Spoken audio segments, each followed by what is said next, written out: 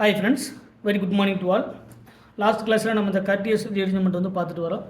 அந்த Cartesian rearrangementsல ஒரு acyl azide இந்த Cartesianல நம்ம லாஸ்ட் கிளாஸ்ல பார்த்தது ஒரு acyl azide RCON3 ஒரு acyl azide வந்து in the presence of thermal இல்லனா polar aprotic solventல ஃபார்ம் ஆகும்போது நமக்கு ஒரு ஐசோசயனேட் வந்து ஃபார்ம் ஆகும். இந்த ஐசோசயனேட்டை வந்து நமக்கு ஃபர்தராக என்னென்ன பண்ணலாம், ஆல்ரெடி அந்த ஐசோசயனேட்டில் எது ஹைலி எலக்ட்ரோஃபிலிக் கார்பன் அப்படிங்கிறத பார்த்தோம். அதில் இந்த RN double bond C double bond O இதில் இந்த carbon highly electrophilic in nature, highly electrophilic carbon, highly electrophilic carbon. So வரக்கூடிய இன்கமிங் நியூக்ளியோஃபைல் எதை அட்டாக் பண்ணும் அப்படின்னா இந்த கார்பனை தான் அட்டாக் பண்ணும். ஸோ ஃபஸ்ட்டு ஸ்டெப்பில் நமக்கு ஒரு வாட்டர் இதில் ஆட் பண்ணும்போது, ஒரு நியூக்ளியோஃபைல் ஆட் பண்ணும்போது இந்த நியூக்ளியோஃபைல் எந்த கார்பனை அட்டாக் பண்ணுன்னா இந்த இருக்கக்கூடிய ஹைலி எலக்ட்ரான் டெஃபிஷியன்ட் கார்பனை அட்டாக் பண்ணும். அப்படி அட்டாக் பண்ணும்போது இந்த நியூக்ளியோஃபைல் அட்டாக் பண்ணும்போது நமக்கு ஃபார்ம் ஆகக்கூடியது RN டபுள் பாண்ட் C. இந்த பாண்ட் வந்து ஃபர்தராக மைக்ரேட் ஆகும். ஸோ O மைனஸாக ஃபார்ம் ஆகும். இதில் ஆல்ரெடி ஆக்சிஜன், 2 ஹைட்ரஜன், இங்கே ஒரு பாசிட்டிவ் சார்ஜ் வந்து ஃபார்ம் ஆகும். ஸோ இதில் நமக்கு இங்கே இருக்கக்கூடிய இன்ட்ராமாலிகுலர் ப்ரோட்டான் அப்ஸ்ட்ராக்ஷன் நடக்கும். இன்ட்ராமாலிகுலர் ப்ரோட்டான் அப்ஸ்ட்ராக்ஷன் நடக்கும்போது இந்த OH அட்டாக் பண்ணும்போது நமக்கு ஃபர்தராக சரிங்களா நமக்கு என்ன கிடைக்கும் அப்படின்னா ஒரு சில இப்போ இந்த பாண்ட் வந்து இந்த OH அட்டாக் பண்ணலாம். இல்லை அப்படின்னா H+ is the best living group.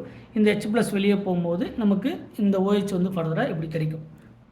RN double bond C, இங்கே O minus, H+ is the best living group. வெளியே போயிடுச்சுன்னா ஒரு OH வந்து ஃபார்ம் ஆகும். அடுத்த ஸ்டெப்பில் இந்த நெகட்டிவ் ஃபார்ம் ஆகும்போது இந்த நைட்ரஜனுக்கு மேலே நெகட்டிவ் சார்ஜ் ஃபார்ம் ஆகும். ஸோ இந்த நெகட்டிவ் சார்ஜ் ஃபார்ம் ஆகும்போது RN minus single bond C double bond O ஒரு நியூக்ளியோஃபைல். ஸோ இந்த நியூக்ளியோஃபைல் அப்படிங்கிறது இங்கே OH ஒரு நியூக்ளியோஃபைல். இதை ஃபர்தராக நமக்கு இந்த வாட்டர்லேருந்து கிடைச்ச H+, ஏன்னா இந்த நைட்ரஜன் திரும்ப பார்ட்டிசிபேட் பண்ணும்போது நமக்கு ரெசனேட்டிங் ஸ்ட்ரக்சர் கிடைக்கும். இந்த நைட்ரஜன் ஃபர்தராக H+ வந்து அப்ஸ்ட்ராக்ட் பண்ணும்போது நமக்கு RNH ஹைட்ரஜன் அப்ஸ்ட்ராக்ட் பண்ணும்போது C டபுள் பாண்ட் OH நமக்கு இந்த மாதிரி ஒரு காம்பவுண்டு கிடைக்கும். It is called the urethane. இந்த ஐசோசயனேட்டை வந்து ஹைட்ராலிசிஸ் பண்ணும்போது நமக்கு கிடைக்கக்கூடியது யூரிக் ஆசிட் அப்படின்னு நம்ம சொல்லுவோம். It is called the carbamic acid, அது நம்ம கூட சொல்லுவோம். சரிங்களா? ஸோ இந்த மாதிரியான கேசஸில் நமக்கு கிடைக்கக்கூடிய இந்த காம்பவுண்ட் சரிங்களா RNHCOOH it is called the carbamic acid. It is called the carbamic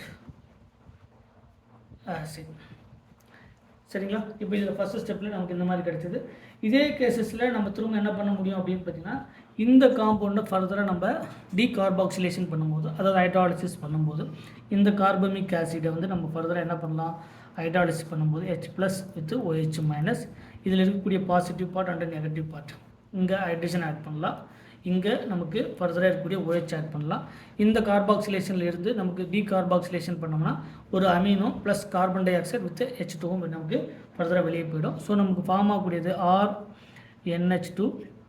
இப்போ இதில் ஃபர்தராக இருக்கக்கூடியது ப்ளஸ் CO2 ஒரு கார்பன் டை ஆக்சைடு வந்து இதில் ஃபர்தராக டீகார்பாக்சிலேஷன் பண்ணும்போது நமக்கு ஒரு கார்பன் டை ஆக்சைடு வந்து வெளியே போயிடும்.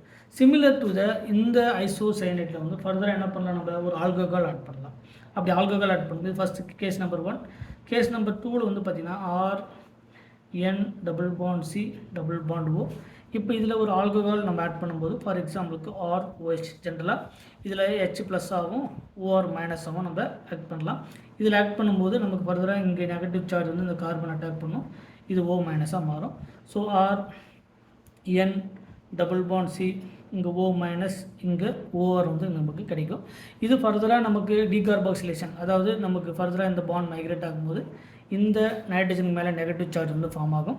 ஸோ RN மைனஸ் ஃபர்தராக நமக்கு single bond C double bond O, இங்கே ஒரு நியூக்ளியோஃபைல் OR. ஸோ இந்த ORல ஃபர்தராக இந்த நைட்ரஜன் தே கேன் அப்ஸ்ட்ராக்ட் இந்த H+ வந்து அப்ஸ்ட்ராக்ட் பண்ணும்போது நமக்கு நெக்ஸ்ட்டு கிடைக்கக்கூடியது RNH C double bond OR நமக்கு கிடைக்கும். It is called the urethane. It is called the urethane. நமக்கு ஒரு யூரித்தேன் கிடைக்கும். அப்போ யூரித்தேன் எப்போ கிடைக்கும் அப்படின்னா இந்த ஐசோசயனேட் கூட ஒரு ஆல்கஹால் ஆட் பண்ணும்போது நமக்கு கிடைக்கக்கூடியது யூரித்தேன். அதே ஐசோசைனேட் கூட நம்ம ஒரு வாட்டர் ஆட் பண்ணும்போது அதில் வாட்டரில் இருக்கக்கூடிய OH மைனஸ் வந்து நியூக்ளியோஃபைல் ஆட் பண்ணணும். ஸோ அந்த ஹைட்ரஜன் வந்து இந்த நெகட்டிவ் சார்ஜ் பர்சன்டேஜ் இருக்கக்கூடிய ஹைட்ரஜன் வந்து அப்ஸ்ட்ராக்ட் பண்ணணும். அப்படி ஃபார்ம் ஆகும்போது நமக்கு கார்பமிக் ஆசிட் கிடைக்கும். அந்த கார்பமிக் ஆசிட் ஒரு ஐசோசைனேட்டில் வாட்டர் ஆட் பண்ணுற மூலிமா கிடைக்கக்கூடியது கார்பமிக் ஆசிட். அதே மாதிரி ஐசோசைனேட்டில் ஆல்கஹால் ஆட் பண்ணோம்னா நமக்கு கிடைக்கக்கூடியது ஒரு யூரித்தேன் அப்படிங்கிற காம்பவுண்ட் கிடைக்கும். அதாவது யூரித்தேன் அப்படிங்கிறது இந்த யூரியா மாதிரி இருக்கக்கூடிய காம்பவுண்ட்ஸ். சரிங்களா? அடுத்தது இதே மாதிரி வரக்கூடிய இந்த கர்டியஸ் எலிமெண்ட்ஸில் இன்னும் நிறைய எக்ஸாம்பிள்ஸ் இருக்குது. இது எல்லாமே நம்ம 1 by 1 பார்க்கலாம். மறக்காமல் நம்ம சேனலுக்கு சப்ஸ்கிரைப் பண்ணுங்கள். உங்களுக்கு ஏதாவது டவுட்டுன்னா அதை கமெண்ட் செக்ஷனில் கமெண்ட் பண்ணுங்கள். Thank you once again.